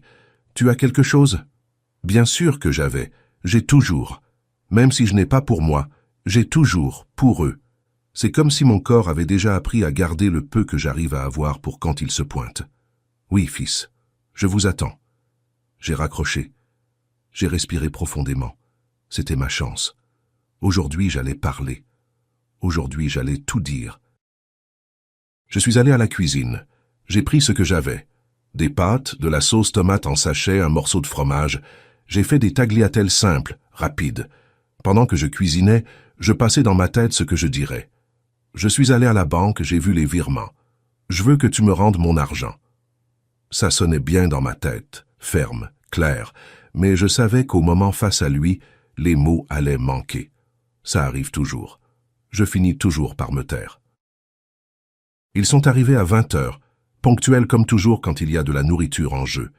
Fabien est entré le premier, Audrey derrière avec l'air fatigué. « Salut, beau papa », elle a dit sans conviction. Ils se sont assis. J'ai servi. On a dîné en silence. Ils regardaient à leur téléphone. Moi, je les regardais, attendant le moment. Le bon moment pour parler. Mais le moment ne venait pas. Il ne vient jamais. Ils ont fini de manger. Fabien s'est essuyé la bouche avec la serviette. C'était bon, vieux. Mensonge. Ce n'était pas bon. C'était sans saveur, comme tout ce que je fais dernièrement. Je vais chercher des fruits, j'ai dit, même si je n'avais pas de fruits. Je voulais juste gagner du temps pour rassembler mon courage. Je suis revenu avec 2 vieilles pommes, je les ai coupées en morceaux, je les ai mises dans une assiette, je les ai posées au centre de la table. Personne n'y a touché. On est resté là dans ce silence inconfortable qui est devenu normal dans cette maison. J'ai respiré profondément. C'était maintenant ou jamais. « Fils », j'ai dit. Ma voix est sortie plus basse que je voulais. Je dois parler de quelque chose d'important. Fabien a levé les yeux de son téléphone. « Dis-moi. » Je suis allé à la banque. Silence. « Ah », il a dit, retournant regarder son téléphone, comme si ce que j'avais dit n'avait pas d'importance. Comme si je n'avais pas d'importance. « Fils, j'ai vu les virements. J'ai vu que mon salaire que tu... » Je me suis arrêté. Les mots ne sortaient pas. Que je gère. « Oui. » Il a complété sans me regarder. « Je te l'ai déjà dit, papa. C'est pour ton bien. Pour mon bien. » Ces mots ont sonné comme une moquerie, une humiliation. « Mais j'ai besoin de mon argent, » j'ai dit. Et cette fois, ma voix est sortie plus ferme. « Je travaille, je gagne, c'est à moi. » Maintenant, il m'a regardé, et son regard était froid, si froid que j'en ai eu des frissons. « Papa », il a dit avec ce ton de patience forcée que les adultes utilisent avec les enfants têtus. « Tu ne sais pas gérer l'argent. L'autre jour, tu as failli tomber dans une arnaque par téléphone, tu te souviens ?» Je suis resté silencieux. Je ne me souvenais pas. Il ne s'était rien passé par téléphone, aucune arnaque, rien. « Non », j'ai commencé à dire. « Si, papa. » Ils t'ont appelé en se faisant passer pour la banque. Ils voulaient te donner. Par chance, tu m'as appelé et je t'ai dit de ne rien leur donner. Tu ne te souviens pas? Mensonge. Ça n'est jamais arrivé. Mais il parlait avec une telle certitude que, pendant un instant, j'ai douté de moi-même. Est-ce que c'est arrivé? Est-ce que j'oublie les choses? Est-ce que je perds la mémoire? Non, ce n'est pas arrivé. Il a inventé. Il a inventé maintenant pour se justifier, pour me faire passer pour un vieux sénile qui ne peut pas se débrouiller seul. Je me suis appuyé au bord de la table. J'ai senti mes mains trembler. Ça n'est pas arrivé, Fabien, j'ai dit. Ma voix tremblait, mais ferme. On ne m'a jamais appelé. Jamais. Ah, papa. Il m'a interrompu. Tu recommences avec cette conversation. Tu oublies les choses. C'est pour ça qu'il vaut mieux que je gère ton argent pour que tu ne tombes pas dans des arnaques, pour que tu ne perdes pas tout. Audrey, qui jusqu'alors était silencieuse, est entrée dans la conversation.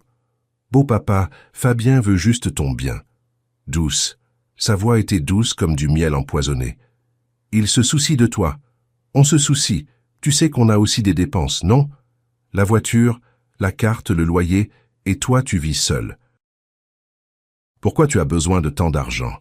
Je l'ai vraiment regardée pour la première fois depuis des années, et j'ai vu ce qu'elle était. Une femme calculatrice, froide, avide, une femme qui me voyait comme un obstacle, quelque chose à supporter jusqu'à ma mort. Pour manger, j'ai dit. Ma voix s'est brisée. Pour acheter de la nourriture, pour acheter mes médicaments, pour vivre. Audrey a fait un geste de la main, comme si c'était peu important. Ah, mais vous n'avez pas besoin de beaucoup. Ce que Fabien vous donne suffit.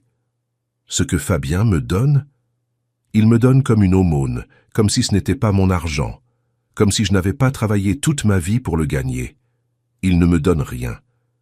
Mais j'ai besoin de mon argent, j'ai dit, sentant la rage monter dans ma poitrine. Ça fait 3 mois que je ne peux rien acheter, rien. Ma carte a été refusée au supermarché, à la pharmacie. Je ne peux pas... Parce que tu exagères, papa, a coupé Fabien. Je t'ai donné de l'argent le mois dernier, je t'ai donné 500 €. Tu as déjà tout dépensé. 500 € sur un salaire de 2800 €. Il m'a donné 500 et il agit comme si c'était un saint. Mon salaire, c'est 2800 €, j'ai dit. Chaque mot m'a coûté un morceau de ma dignité. Tu prends tout, et tu me donnes 500. Comment tu veux que je vive avec ça? Fabien a soupiré fatigué. Comme si j'étais un poids, un problème. Papa, je gère ton argent parce que tu ne sais pas. Parce que tu es vieux, parce que tu oublies les choses. Si je te laisse te débrouiller seul, tu vas finir par tout donner à n'importe quelle arnaque qui t'appelle. Je fais ça pour ton bien. Combien de fois je dois expliquer? Sa voix a monté. Il était en colère parce que je le questionnais, parce que j'avais le courage de parler. Je ne suis pas sénile, j'ai dit. Je ne suis pas fou. Je sais ce que je fais et je veux mon argent. Il m'a regardé fixement pendant longtemps et alors il a dit quelque chose qui a glacé mon sang. Tu ne l'auras pas, papa, parce que j'ai pouvoir légal. Tu me l'as donné, tu as signé. Maintenant cet argent est à moi, légalement à moi. Légalement à moi. Ces mots m'ont frappé comme un seau d'eau froide. Il avait raison. J'ai signé. J'ai donné ce pouvoir. Et maintenant, je ne peux rien faire. Rien. Je suis resté silencieux, vaincu. Audrey s'est levée. Bon, beau papa, on y va. Merci pour le dîner. Fabien aussi s'est levé, m'a donné une tape sur l'épaule. Sois tranquille, papa. Tu es en bonne main. Je m'occupe de toi. Ne t'inquiète de rien. Et ils sont partis, tous les deux marchant vers la porte comme si rien ne s'était passé, comme s'ils ne venaient pas de me détruire. J'ai entendu la voiture partir, s'éloigner, et je suis resté là assis à la table, entouré d'assiettes sales, dans le silence le plus lourd que j'ai senti de ma vie. J'ai essayé de parler, j'ai essayé de me défendre, j'ai essayé de récupérer ce qui est à moi, et j'ai perdu. J'ai tout perdu encore une fois. Je suis resté assis dans l'obscurité. Je n'ai pas allumé la lumière. Je n'ai pas fait la vaisselle. Je n'ai rien fait. Je suis juste resté là à regarder le néant, sentant quelque chose en moi mourir. L'espoir, c'était ça. L'espoir que ça pourrait s'arranger en parlant, que mon fils reviendrait à la raison, qu'il se souviendrait que je suis son père, qu'il m'aime, que je compte. Tout ça est mort cette nuit, mort à cette table, entre les assiettes sales et les mensonges, entre les manipulations et les excuses, mort. Et maintenant, il ne reste qu'un vide énorme que je ne sais pas comment remplir. J'ai touché ma poitrine. Le cœur battait lentement, fatigué, comme s'il abandonnait aussi, comme s'il n'avait plus envie de continuer à pomper du sang pour un corps qui ne sert qu'à être utilisé. J'ai respiré profondément. L'air avait un goût amer. Je me suis levé, mes jambes tremblaient. Je suis allé dans la chambre, je me suis couché, habillé, j'ai fermé les yeux, mais je n'ai pas dormi. Je n'ai pas pu, parce que dans ma tête continuait sa voix. Cet argent est à moi, légalement à moi. Et ces mots à elle. Pourquoi vous avez besoin de tant d'argent? Comme si je ne méritais pas de vivre dignement, comme si j'étais déjà mort, comme s'ils n'attendaient que le moment pour que je disparaisse, pour qu'ils puissent tout garder. Et peut-être qu'ils ont raison, peut-être que je devrais disparaître. Peut-être que ce serait plus facile, plus simple, moins douloureux, mais quelque chose en moi, quelque chose de petit, quelque chose qui n'était pas encore complètement mort, a dit non, que ce ne serait pas si facile, que je ne leur donnerais pas cette satisfaction, que s'ils voulaient ma maison, s'ils voulaient ma vie, ils allaient devoir se battre pour l'avoir, parce que je suis encore là, et les morts ne se battent pas. Mais les vivants, si. Je n'ai pas dormi cette nuit-là, pas une minute. Je suis resté éveillé regardant le plafond, écoutant les sons de la maison, le bois qui craque, le tuyau qui goutte, le vent qui entre par les fissures. Cette maison a 50 ans. Mireille et moi l'avons construite. Enfin, pas de nos propres mains, mais on l'a payée. Brique par brique, mois par mois, année après année, 30 ans de crédit, 30 ans de travail pour avoir ce toit. Et maintenant Fabien croit qu'elle est à lui, que quand je mourrai, lui et Audrey vont habiter ici comme si je n'avais pas existé, comme si j'étais un poids temporaire. Je me suis levé. Je ne pouvais pas rester couché. Je devais bouger, marcher, réfléchir. J'ai mis mes pantoufles. Je suis sorti de la chambre, j'ai commencé à marcher dans la maison lentement, touchant les murs avec mes mains. Ces murs, je les ai peints moi-même, vert clair. Mireille a choisi la couleur. Vert menthe, elle disait. C'est une couleur qui apporte la paix. Et elle avait raison, elle avait toujours raison. J'ai passé ma main sur le mur du couloir. J'ai senti les petites imperfections, les endroits où le rouleau a marqué, les endroits où je suis passé 2 fois parce que ce n'était pas uniforme. Chaque marque a une histoire, chaque imperfection est un souvenir. Ce n'est pas juste une maison, c'est ma vie. Je suis allé dans la salle à manger. J'ai regardé la table où on a dîné des milliers de fois, où Fabien faisait ses devoirs quand il était petit, où Mireille mettait la nappe de Noël. J'ai touché le bois usé, les marques des années d'usage. Ici, une rayure de quand Fabien avait 8 ans et jouait avec des petites voitures. Là, une tache de vin du dernier Noël qu'on a passé avec Mireille. Tout a de la mémoire. Tout me rappelle ce qui était, ce qui n'est plus. Je suis allé au salon, j'ai regardé les tableaux au mur, le paysage qu'on a acheté dans un voyage à Chamonix, le portrait de Mireille qu'un artiste de rue a fait, la photo de notre mariage. On avait l'air si jeune, si heureux, si plein d'avenir. Où est passé cet avenir? Où est passé ce bonheur? Je me suis assis sur le canapé, le même où Mireille tricotait, où on regardait la télévision le dimanche, où on s'endormait enlacé. J'ai passé ma main sur le tissu usé. Je pouvais encore la sentir, sa chaleur, son odeur, sa présence. Et alors je me suis souvenu de quelque chose que j'avais oublié, ou peut-être pas oublié, peut-être juste rangé dans un coin de l'esprit, parce que ça faisait trop mal. Une conversation que j'ai eue avec Audrey il y a 1 mois ou 2. Je ne me souviens pas exactement, mais je m'en souviens bien maintenant. Il dînait ici, comme toujours. J'étais dans la cuisine à faire la vaisselle, eux au salon parlaient en bas, mais quand même j'ai entendu. « Cette maison est grande », disait Audrey. « Oui », répondait Fabien. « Elle a 3 chambres, un jardin, elle est bien située. »« Quand il ne sera plus là », a commencé Audrey et mon sang s'est glacé. « Quand il ne sera plus là, cette maison serait parfaite pour nous. » Fabien a ri, un rire bas. Complice. « Oui, chérie, on en a déjà parlé. Quand le moment viendra, la maison est à nous. » Tout est arrangé. Sur le moment, je n'ai rien dit. Je suis resté paralysé, les mains dans l'eau savonneuse, écoutant mon fils et ma belle-fille planifier ma mort. Enfin, pas ma mort, mais presque. Ils planifiaient mon absence, ma disparition, comme si j'étais une formalité en suspens. un papier à signer et ranger et passer à leur vie. Maintenant, assis sur ce canapé à 4 heures du matin, ces mots me sont revenus avec une clarté brutale. Quand il ne sera plus là, comme si j'étais déjà mort, comme s'il n'attendait que ça. Et soudain, j'ai tout compris. J'ai compris pourquoi il vole mon argent. J'ai compris pourquoi il me traite comme un invalide. J'ai compris pourquoi il dit que je ne sais pas gérer l'argent. Parce qu'il veut que je meure vite. Ou pas que je meure peut-être, mais que je disparaisse, que je devienne invisible, que je cesse d'exister pour qu'ils puissent prendre ce qu'ils croient être à eux. Ma maison, mon argent, ma vie, tout. Et moi, comme un idiot, j'aidais en silence, en acceptant, en disparaissant petit à petit, mais plus jamais. Je me suis levé du canapé, j'ai senti quelque chose que je n'avais pas senti depuis longtemps.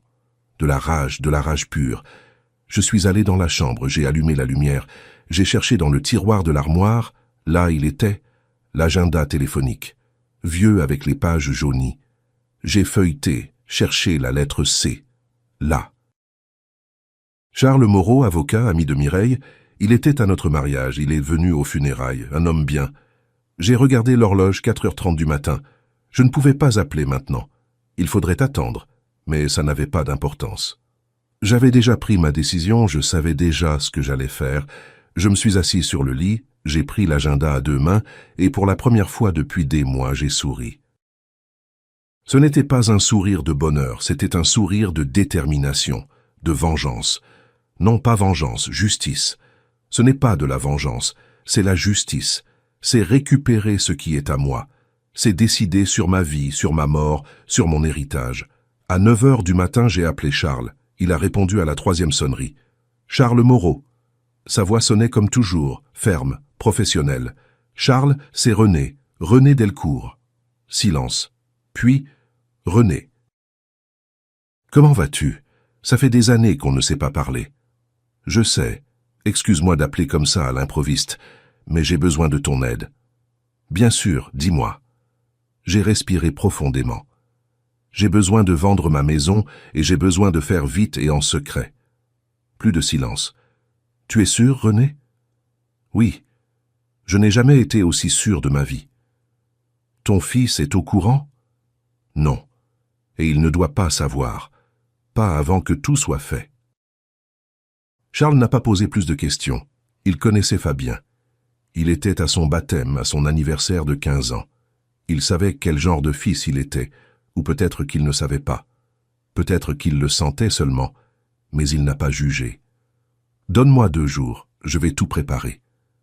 Cette semaine a été la plus longue de ma vie. J'ai continué à travailler, à cuisiner quand Fabien et Audrey venaient. J'ai agi comme si rien n'avait changé. Mais tout avait changé. J'avais changé. À l'intérieur, je bouillonnais. À l'intérieur, je planifiais. À l'intérieur, je construisais ma sortie, ma fuite, ma liberté. Charles m'appelait tous les jours. J'ai un acheteur intéressé. Il offre un bon prix au-dessus du marché. Il veut conclure vite. Parfait, j'ai dit. Et l'argent? J'ai une proposition, a dit Charles. Je connais une fondation. Elle s'appelle les Petits Frères des Pauvres. Ils aident les personnes âgées abandonnées, ils donnent de la nourriture, un toit, des soins médicaux. Tu veux donner l'argent là-bas? Une fondation pour les vieux abandonnés. Comme moi. J'ai souri. Oui, tout. Je veux tout donner. Tu es sûr? C'est beaucoup d'argent, René. J'en suis sûr. Je ne veux pas que mon fils voie un centime. On a signé les papiers un mardi au bureau de Charles, à 10 heures du matin. L'acheteur était une entreprise. Il voulait démolir et construire un immeuble. Je m'en fichais. Cette maison, avec ou sans moi, allait disparaître de toute façon. Au moins maintenant, c'est moi qui décidais comment. J'ai signé, page après page. Ma main tremblait. Pas de peur, d'émotion, de pouvoir, de contrôle. Pour la première fois depuis des années, je décidais. J'avais le contrôle de ma vie. Et maintenant? J'ai demandé. Maintenant, tu as 30 jours pour libérer les lieux. Tu as où aller? Je vais louer quelque chose de petit, un appartement, quelque chose de simple. L'argent de la vente va directement à la fondation. Il ne passe pas par ton compte. Parfait. Charles m'a regardé. Il y avait quelque chose dans ses yeux. De la compassion, de l'admiration. Peut-être les deux. René, Tu fais ça pour les bonnes raisons? Oui, j'ai dit, pour les seules raisons qui comptent. La dignité. Les jours suivants ont été étranges. Vivre dans une maison qui n'était plus à moi, marcher dans des pièces qui seraient bientôt des décombres, manger à une table qui serait bientôt à la poubelle, tout était pareil. Mais tout était différent parce que je savais que ça allait finir, que ça allait se terminer, et ça me donnait une paix que je n'avais pas sentie depuis des années. J'ai commencé à donner des choses aux voisins. À la dame d'en face, j'ai donné les plantes de Mireille. Aux jeunes de l'épicerie, les outils. Au patron du bistrot, les livres, tout. J'ai donné tout sauf une chose. Une chose j'ai gardée pour la fin, pour le grand final. La table de la salle à manger, cette table qui a vu tant de dîners, tant de mensonges, tant d'humiliations et 2 chaises. Une pour Fabien, une pour Audrey. Moi je resterai debout, parce que cette fois je n'allais pas servir. Cette fois j'allais parler et ils allaient écouter. Pour la première et la dernière fois ils allaient écouter. J'ai mis 2 enveloppes sur la table, une marron grande avec l'acte de vente à l'intérieur, une autre blanche avec une lettre que j'ai écrite et réécrite 20 fois, jusqu'à ce qu'elle soit parfaite, jusqu'à ce que chaque mot exprime exactement ce que je ressentais, ce que j'avais eu pendant des années. J'ai regardé l'horloge, 19h30. Ils avaient dit qu'ils arriveraient à 20h. Pour la première fois depuis des années, ils sont arrivés ponctuels. Je crois que quand ils pensent qu'ils vont recevoir quelque chose, la ponctualité n'est pas un problème. J'ai entendu la voiture se garer, les portes se fermer, les pas s'approcher. Mon cœur battait vite. Pas de peur, d'anticipation, de cette émotion que ressent un acteur avant d'entrer en scène, parce que c'était du théâtre, le théâtre de ma vie. Et j'étais le metteur en scène, le scénariste et le protagoniste. Pour la première fois depuis des années, j'avais le contrôle du scénario. La sonnette a retenti, j'ai respiré profondément. J'ai marché jusqu'à la porte lentement, savourant chaque pas, chaque seconde. J'ai ouvert. Fabien était là avec Audrey, lui en chemise, comme s'il allait à une réunion importante. Elle avec une robe neuve. Ils étaient bien habillés. Curieux. Ils ne s'habillaient jamais pour venir chez moi. « Salut, papa !» a dit Fabien, et il m'a fait un bisou sur la joue. Audrey aussi. « Salut, beau papa !» Ils souriaient. Tous les 2 souriaient. Ces faux sourires que je connais déjà si bien. « Entrez !» j'ai dit, en m'écartant. Ils sont entrés. Et là, c'est arrivé. C'est arrivé ce que j'attendais depuis toute la semaine. Ils sont restés figés tous les 2 à l'entrée, regardant la maison vide, les murs nus, l'écho de leurs propres pas, le vide. « Quoi ?» a commencé Fabien, mais il n'a pas fini sa phrase. Il a marché vers le salon, je l'ai suivi. C'est Audrey derrière.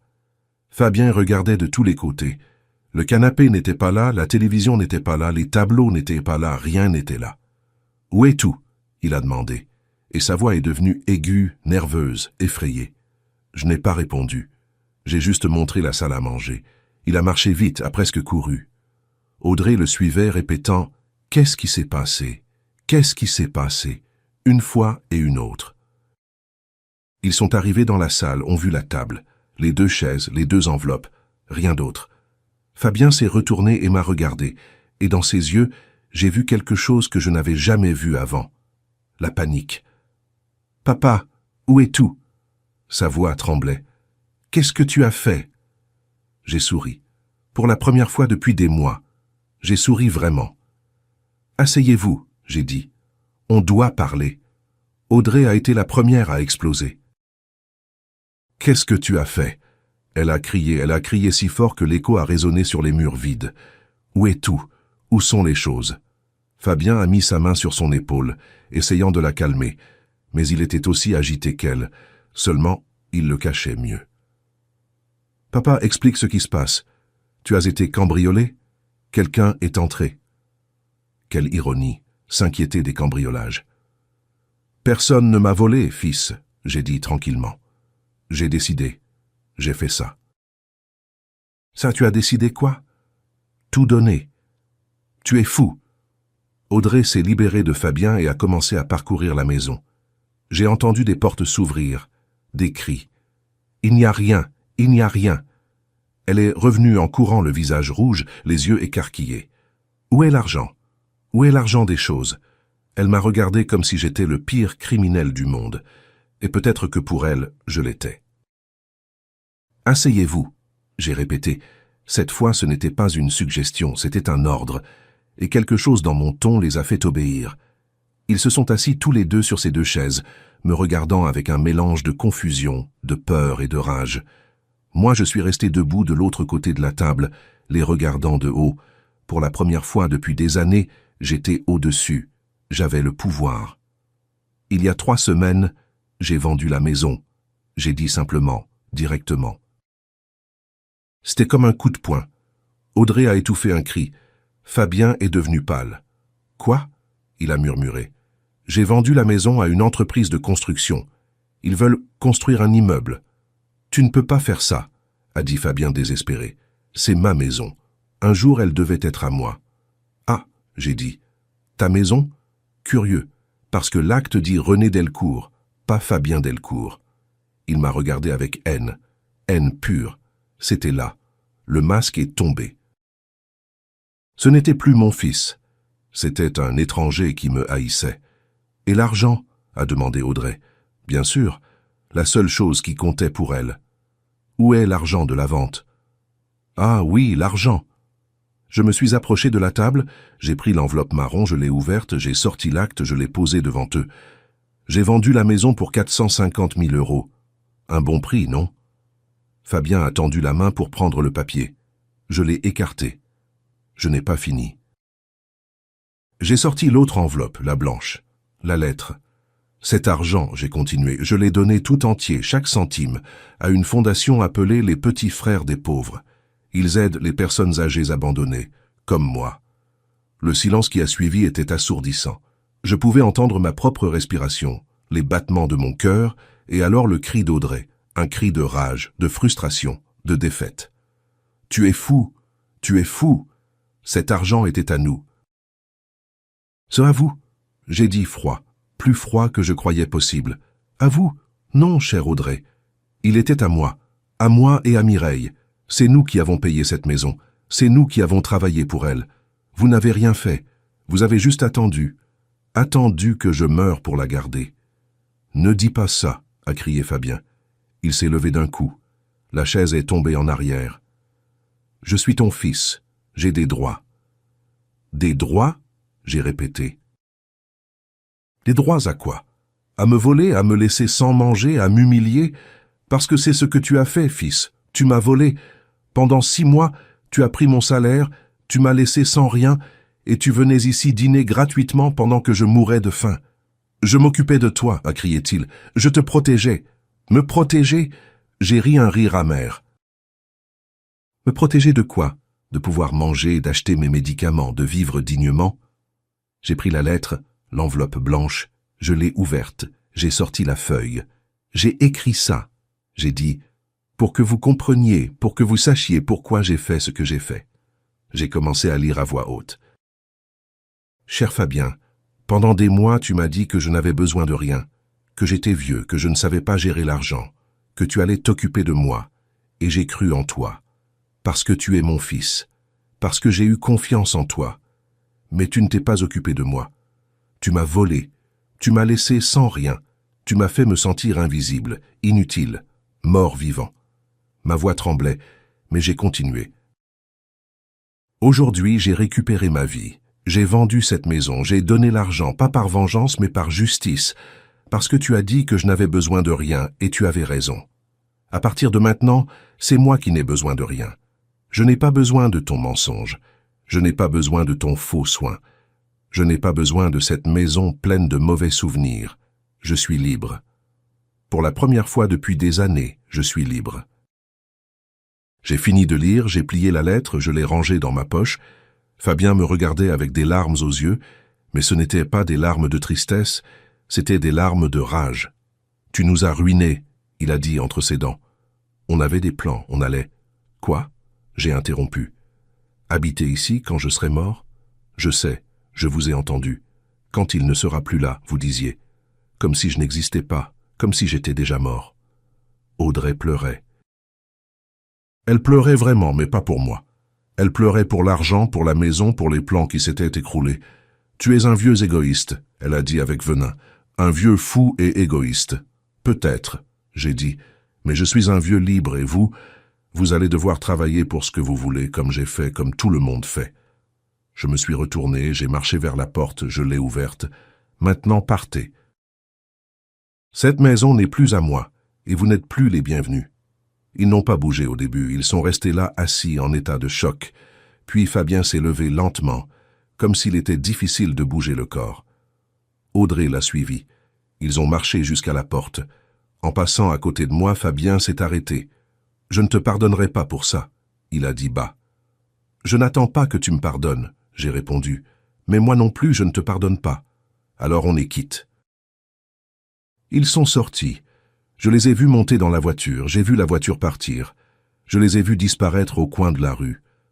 J'ai fermé la porte, je me suis appuyé dessus, et là, seul, dans cette maison vide qui n'était plus à moi, j'ai pleuré. Mais cette fois, je n'ai pas pleuré de tristesse, j'ai pleuré de soulagement, j'ai pleuré de libération. J'ai pleuré parce que, finalement, après tant de temps, j'ai récupéré ma voix. Et cette voix a crié fort clair pour que tous entendent, surtout moi. Ce que je raconte s'est passé il y a 4 mois. Maintenant, j'habite dans un appartement d'une pièce, petit, simple. Il y a un lit, une table, 2 chaises, une petite cuisine et une salle de bain. Rien de plus. Et c'est parfait, c'est à moi. Je paie le loyer avec ce qui reste de mon salaire, parce que oui, je travaille encore, mais maintenant seulement à mi-temps. L'après-midi, je me promène, je vais à la place, je m'assois sur les bancs, j'observe les gens passer, et pour la première fois depuis des années, je ne me sens pas invisible. Je me sens vivant, vraiment vivant, pas survivant, vivant, mangeant, dormant, respirant, sans peur, sans culpabilité, sans ce poids constant sur la poitrine qui me suffoquait. Je me réveille et je n'ai pas peur de regarder mon compte. Je vais au supermarché et j'achète ce que je veux. Pas grand-chose. Je ne suis pas riche, mais j'achète sans honte, sans qu'on me refuse la carte. Et ça, cette simplicité digne, vaut plus que n'importe quelle maison. Chaque dimanche, je vais au cimetière rendre visite à Mireille. J'apporte des fleurs, des œillets blancs, ses préférés. Je m'assois sur le bord du trottoir, je lui raconte ma semaine. Je lui raconte ce que j'ai fait, et parfois, quand le vent souffle entre les arbres, je jure que j'entends son rire. Ce n'est pas un rire triste, c'est un rire plein de fierté, de bonheur, comme si elle disait « Enfin, René, enfin tu t'es réveillé ». Je lui raconte tout. Je lui raconte comment Fabien a essayé de me faire un procès, comment il a engagé un avocat, comment l'avocat a dit qu'il n'avait aucune chance, qu'un homme peut faire ce qu'il veut de son argent, qu'il peut donner, faire don, brûler s'il veut. C'est à lui. Et ce qui était à moi, pas à Fabien, à moi. L'avocat a expliqué qu'il n'existe pas de loi qui oblige un père à laisser un héritage à son fils, encore moins au fils qu'il a volé. Le procès n'a pas avancé et j'ai continué ma vie. Audrey m'a appelé 2 semaines après cette nuit-là. Elle a pleuré au téléphone. Elle a dit qu'ils étaient désespérés, qu'ils avaient des dettes, qu'ils avaient besoin d'aide, que, s'il te plaît, je reconsidère, que je donne au moins une partie, qu'ils étaient de la famille. De la famille. Ce mot a sonné vide venant d'elle, sans signification. Je n'ai pas répondu, j'ai juste écouté. Je l'ai laissé parler, pleurer, supplier. Et quand elle a fini, j'ai dit 3 mots. Je n'ai plus besoin. Et j'ai raccroché. J'ai bloqué le numéro. J'ai bloqué celui de Fabien aussi. Pas parce que je les hais. La haine est un sentiment qui demande de l'énergie. Je n'ai plus d'énergie pour ça. Simplement, je n'ai pas besoin d'eux. Ils ont cessé d'exister pour moi le jour où j'ai cessé d'exister pour eux. C'est juste, c'est équilibré, c'est comme ça devrait être. Les voisins de mon ancienne maison me voient parfois quand je passe dans le quartier. Ils me regardent bizarrement. Certains me saluent, d'autres traversent la rue pour m'éviter. J'ai entendu dire qu'ils m'appellent fou, qu'ils disent que j'ai perdu la tête, que j'ai donné une fortune gratuitement, que j'ai ruiné mon propre fils. Peut-être qu'ils ont raison, peut-être que je suis fou. Mais si c'est ça la folie, alors je ne veux pas être saint. Parce que la folie m'a donné la paix, la folie m'a donné la liberté. La folie m'a rendu la dignité. Je préfère être un fou libre qu'un saint prisonnier. Je préfère vivre dans ce petit appartement et être maître de ma vie que vivre dans cette grande maison et être esclave des attentes des autres, des mensonges, de l'hypocrisie. Oui, peut-être que je suis fou, mais c'est la meilleure folie que j'ai jamais vécue. Parfois, je pense à comment tout aurait été si Mireille était vivante, si elle avait vu ce que Fabien est devenu, si elle avait vu comment il me traitait. Je crois que ça lui aurait brisé le cœur parce qu'elle l'aimait. Elle l'aimait tellement, plus que moi, peut-être, ou pas plus, mais d'une façon différente, avec cet amour aveugle que les mères ont. L'amour qui ne voit pas de défaut, qui justifie tout, qui croit que le fils est bon, peu importe quoi. Peut-être que c'est mieux qu'elle ne soit pas là. Peut-être que c'est mieux qu'elle soit partie avant de voir ça. Avant de voir ce que ce garçon qu'elle a élevé est devenu, le garçon qu'elle adorait, parce que ça l'aurait tué. Et je ne veux pas me souvenir d'elle comme ça. Je veux me souvenir d'elle souriante, heureuse, croyant que sa famille était parfaite. Même si elle ne l'était pas, même si elle ne l'a jamais été, j'ai appris quelque chose ces derniers mois. J'ai appris que le silence n'est pas de l'amour. Pendant des années, je me suis tue, j'ai avalé les mots, j'ai accepté des choses que je n'aurais pas dû accepter, et je faisais ça parce que je croyais que c'était de l'amour. Qu'aimer, c'est se sacrifier, qu'aimer, c'est donner sans recevoir, qu'aimer, c'est disparaître pour que l'autre brille. Mais non, ce n'est pas de l'amour, c'est de l'annulation, c'est mourir vivant. Aimer, c'est aussi dire non. Aimer, c'est mettre des limites. Aimer, c'est exister. Et j'ai cessé d'exister. Je me suis effacé. Je suis devenu invisible. Si invisible que mon propre fils a cru que je n'existais plus, que je ne comptais pas, que je n'étais pas une personne avec des besoins, des droits, de la dignité. Et j'ai permis ça. Je me suis laissé effacer. C'était ma faute. Pas ce qu'il a fait, mais ce que j'ai permis. Mais maintenant, je suis visible. Maintenant, j'existe. Je marche dans la rue, et les gens me voient, me saluent, demandent comment je vais, et je réponds vraiment bien. Je vais bien. Et c'est vrai. Je vais bien. Pas parfait, pas heureux tout le temps, mais bien.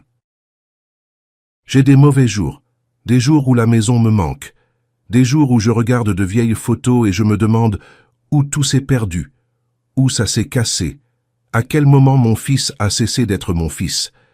Mais ces jours passent et la paix revient, cette paix que j'ai trouvée dans le vide, dans le rien, parce qu'il se trouve que le rien est mieux que le mensonge, le vide est mieux que la trahison, la solitude est mieux que la compagnie toxique. Et j'ai choisi le vide, j'ai choisi le rien, j'ai choisi la solitude. Et c'était la meilleure décision de ma vie. Je ne sais pas combien de temps il me reste. J'ai 74 ans, la tension haute, le cœur fatigué, peut-être 5 ans, peut-être 10, peut-être 1. Ça n'a pas d'importance. Ce qui compte, c'est que le temps qui me reste sera à moi, vraiment à moi. Je ne vais pas le passer à servir des gens qui ne veulent pas de moi. Je ne vais pas le passer à me taire. Je ne vais pas le passer à être invisible. Je vais le passer à vivre, à acheter des fleurs pour Mireille, à me promener sur la place, à prendre un café au bistrot du coin, à lire le journal, à regarder le coucher de soleil. Des choses simples, des choses qui semblent rien mais qui sont tout, parce que ces choses me font sentir humain, me font sentir que ma vie a de la valeur, que j'ai de la valeur.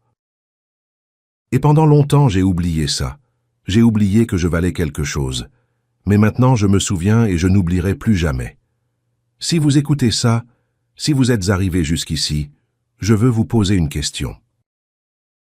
Et vous, est-ce que vous vous êtes déjà effacé par peur de perdre quelqu'un? Est-ce que vous vous êtes déjà tu quand vous vouliez crier? Est-ce que vous avez déjà accepté l'inacceptable parce que vous croyiez que c'était de l'amour? Si la réponse est oui, laissez-moi vous dire quelque chose. Ça n'en vaut pas la peine. Ça n'en vaut pas la peine de disparaître. Ça n'en vaut pas la peine d'être invisible. Parce qu'à la fin, les personnes qui vous veulent vraiment n'ont pas besoin que vous vous effaciez. Elles vous veulent visible, elles vous veulent présent, elles vous veulent vivant. Et les personnes qui ont besoin que vous disparaissiez pour se sentir bien, ces personnes ne vous veulent pas. Ces personnes vous utilisent et ne méritent pas votre sacrifice, ne méritent pas votre silence, ne méritent pas votre vie.